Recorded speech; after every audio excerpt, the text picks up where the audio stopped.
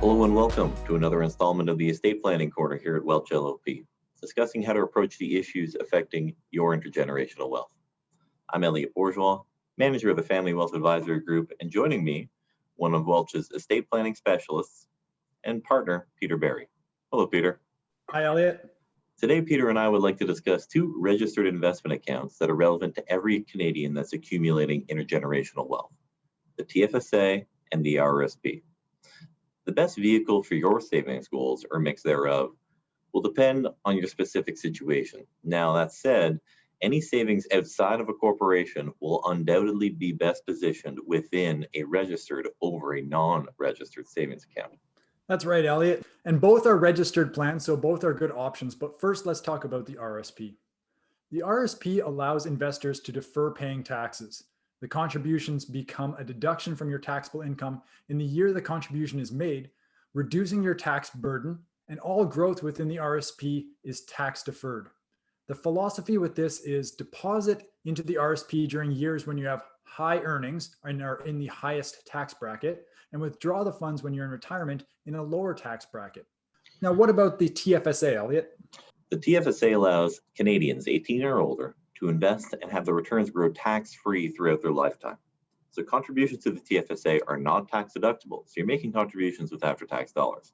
However, gains in all forms, interest, dividends, and capital gains, are not taxed.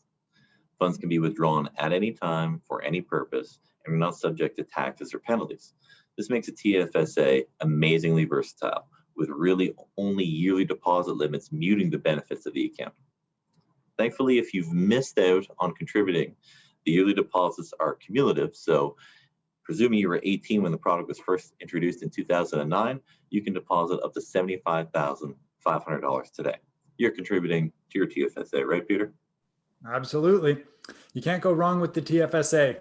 In fact, I often have clients that ask me the question of which one should I contribute to? So what would your advice be, Elliott? Well, it's a great question, Peter, and very specific to the individual. I'd start by asking two critical questions. What are you saving for, and what are you projected to earn? So if you're saving for a vacation, a vehicle, an emergency fund, the answer is easy. It's a Tfsa. The question becomes more nuanced when the savings goal is retirement or purchasing your first home.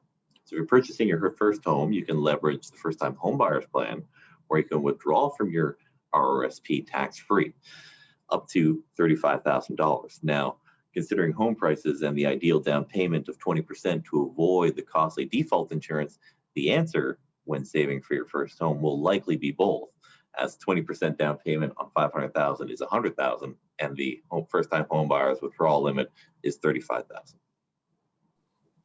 Gotcha. Now, what about retirement? Yeah, the best choice here is largely dependent on your future earnings. If your earnings are greater now than they will be in retirement, the Rrsp is probably the best choice. However, if you foresee your earnings to increase substantially between now and retirement, you may want to direct your savings to a Tfsa and save your Rrsp contributions for when it will have a larger effect. For example, in Ontario, a $5,000 contribution while earning $80,000 a year would lead to a refund of about $1,500, while the same contribution while earning $150,000 a year will lead to a refund of about $2,250. Something to consider. And there are a myriad of factors to consider, both current and projected, that will dictate the best savings approach for you and your household. One point we have yet to discuss are the estate planning implications of these registered accounts. So, Peter, what happens to these accounts when the account holder passes away? That's a great question when it comes to estate planning, Elliott. For Rrsps, the general rule is that the full amount becomes taxable at the time of death. So if you have $300,000 in your Rrsp at the time of death, that full $300,000 becomes added to your taxable income. And as a result, not only do you have high taxable income in that year, but you're also pushed up into a very high tax bracket. The Tfsa, on the other hand, there's no income inclusion on death. As a result, there can be a dramatic difference in the amount that gets left to your heirs between an Rrsp and a Tfsa.